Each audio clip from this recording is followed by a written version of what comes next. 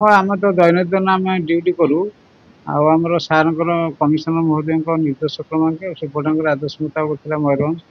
ଆମେ ଆଜି ଗୋଟେ ବିଶ୍ୱସୂତ୍ର ଖବର ପାଇଥିଲୁ ଝାଡ଼ଖଣ୍ଡ ଅଞ୍ଚଳରୁ ଗୋଟେ ଗାଡ଼ି ମହୁଲ ଧରିକି ଆସୁଥିବାର ଖବର ପାଇଥିଲୁ, ଯାହାର registration number UD11H 2322 Tata truck ସେଇଟା ଧରିକି ଆସୁଥିବା ସମୟରେ ଖବର ପାଇଥିଲୁ। ଝାରପୋଖରୀ ଥାନା ଅଞ୍ଚଳରେ ସେ ଅଞ୍ଚଳରେ ଆମେ ତାକୁ ଅଟକେଇଥିଲୁ ଛକରେ କି ମୁଣ୍ଡିଆ ଛକରେ କି ସେଇ ଛକରେ କି ଅଟିକା ଦ୍ୱାରା ତା ପାଖରୁ ଆମେ 72 କୁଇଣ୍ଟାଲ ଯାହାକି 180 ବସ୍ତା ପାଖାପାଖି ହବ 72 କୁଇଣ୍ଟାଲ ମହୁଲ ଫୁଲ ଜବତ କରୁଛୁ ଏବଂ ଏହି ସଂକ୍ରାନ୍ତରେ 2 ଗୋଟି ଲୋକଙ୍କୁ ଆମେ ଗିରଫ କରିଛୁ।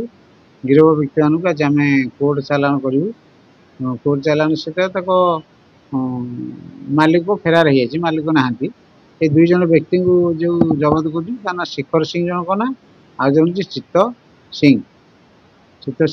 ଏଇ 2 ଜଣଙ୍କୁ ଆଜି ଆମେ କୋର୍ଟ ଫରାର କରିବୁ। ଆଉ ଏଇ ଯୋଉ ଗାଡ଼ି ଏବଂ ମହୁଲର ମୂଲ୍ୟ ପାଖାପାଖି 10 ଲକ୍ଷ ହବ। ଏମାନଙ୍କର ହେଉଛି ଖୁଣ୍ଟା, ଏ ଖୁଣ୍ଟା ଅଞ୍ଚଳର ଲୋକ। ଏମାନେ ଲୋକମାନଙ୍କୁ ସେ ନେଇ ୟାର ଯୋଉ ମାଲିକ ଯିଏ ଅଛି ସେ ଗାଁ ଗହଳି ଲୋକମାନଙ୍କୁ ମହୁଲ ଦେଇ ସେ ଚୁଲେଇ ଫୁଲେଇ ମଦରେ ସବୁ ସମ୍ପୃକ୍ତ ରହିଛି। ତାକୁ ଆମେ ଟ୍ରାକ୍ କରୁଛୁ, ଯେମିତି ତାକୁ ଧରିକି ତାକୁ ନାଇଁ ଆଙ୍କ ନାଁରେ ଆମେ କେସ୍ କରିନୁ। ଆଉ ଇଏ ତ ଡ୍ରାଇଭର ଏବଂ ହେଲ୍ପର 2 ଜଣ, ଆଉ ମାଲିକ ଗାଡ଼ିର ମାଲିକ ଆଉ ଜଣେ ଅଛନ୍ତି। ନାଇଁ ତାର ଆମେ କେସ୍ କରିନୁ।